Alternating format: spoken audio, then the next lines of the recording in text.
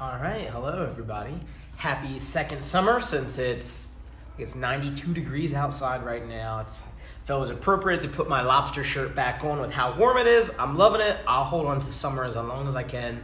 As much as my wife loves pumpkin spice and I like seeing the trees change color and all that kind of stuff, I do love summer and I'm enjoying the heat. Hopefully you are too. I got to go outside and do a nice run today and it felt good running in the nice strong sunshine. I'm not looking forward to January and February. I hope your week is going great so far. As you know, I did not do a video last week. I had an opportunity to spend some time with some family, which I'm sure all of you would agree, family is incredibly important. And I had the opportunity to hang out with some family where my grandmother used to have a beach house down in the Outer Banks, which I'm sure some of you guys have been there. The Outer Banks is great. Hey, Melissa. If you're logging on, give me a wave. If you have questions you want me to answer in this live video today, comment them below. I'll be happy to answer them as we go. I have a bunch of different things for today, and I'm going to kind of knock through them real fast. First, the Monday, Tuesday classes for orange belts, green belts, red belts have been large. We noticed this the last 2 weeks. As a staff, we did notice this. And there's a couple things that you should know that we're doing to help just monitor those class sizes. First, we've installed a waiting list for our kickstart, so there will not be any more kickstarts starting until after our tests in October and November, that time, so that there's not too much of an influx coming from kickstart into orange belt class to help slow down the people going into there to help monitor the size. So there is a waiting list for that. Second, it's important to notice our Thursday, Friday, Saturday classes have been smaller. Hey, Mandy. So if you can, shift your Monday, Tuesday training to either Thursday or Friday. I think Thursday we had 5 orange and yellow belts on the floor. Friday was about the same too. So if you can shift your day, go ahead and do that. We only allow so many people into the program, but we do allow you freedom from when you train. So we're going to have some large classes sometimes. Also, for red belts, we are not letting any more red belts come back. So we had a lot of red belts take off for the summer, take a break, which is fine. I understand it. However, your spot is not guaranteed when you come back. So I will no longer be accepting any red belts who took vacations off for the summer to come back until after the black belt test in October, when our red belt candidates won't be training in 8 classes a week, and that'll open up some spots in our red belt class. So it's important for you to be aware of that type of stuff.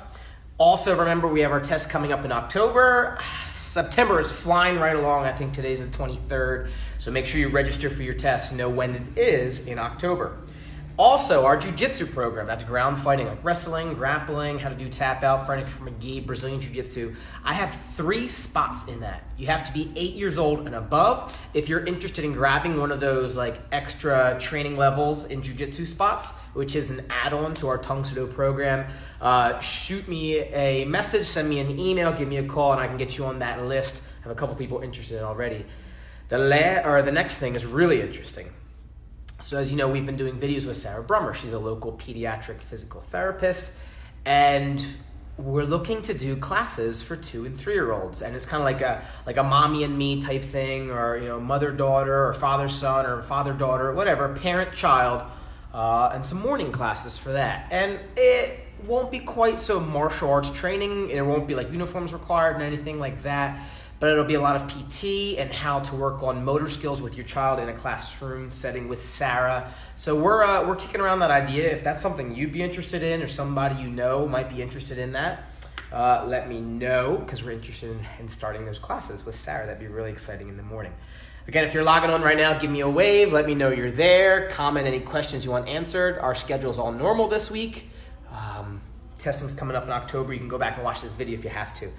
The last thing, this is really important. As you know, if you've been watching classes and paying attention, our theme for the entire school is respect. And we talk about treating others the way I want to be treated, or the way we want to be treated. And that makes it really simple and easy for kids to understand. They don't like people breaking their stuff. They don't break other people's stuff. They don't like it if somebody says nice things about them, so they say nice things about other people. So, hey Sharon, how are you today? Help us teach that at home too, and review the 3 things that we've been talking about in class. First is eye contact, and this is absolutely huge and implemental in this day and age where everybody is addicted to their iPads, iPhones, TVs, and everything else. Look at somebody's eyes when they speak to you. This shows respect, it shows love, it shows compassion. It's gonna be huge for one day when they have a job interview, when they're asking somebody out on a date. Eye contact is key to show confidence, whether it's at school and a bully's giving you a hard time, or in a job interview one day. That's number one. Number two is answering. And when here it's yes sir, yes ma'am, but you have to make sure your kids are answering at home too. If you say, hey honey, it's time to turn the TV off and come to dinner, it should be yes mom, and then they come in. Yes dad, and they come in. Not oh no, or no answer, or an ignore. So enforce that. That's our second rule. Hey Kelly. The third thing we've been teaching is following the rules. And rules can be different in different places. We talked about, hey, if you go to somebody's house and the rule in their house is take your shoes off before you come in. You honor them, you respect them by taking your shoes off. If you go to Korea and you greet somebody with a bow, you break eye contact to show trust. If you go to school, your teacher at school might have some different rules than mom and dad do at home. Here we have a lot of rules and protocols, how to act on the floor to set an atmosphere of discipline and respect.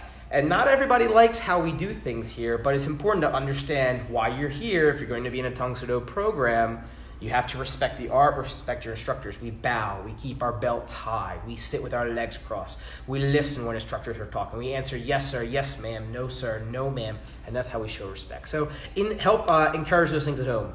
Encourage your kids to look you in the eye, teach them to shake adults' hands, teach them to have conversations with adults when you have them over for parties and that kind of stuff, and help them learn how to be respectful and confident and all that kind of stuff. It's amazing.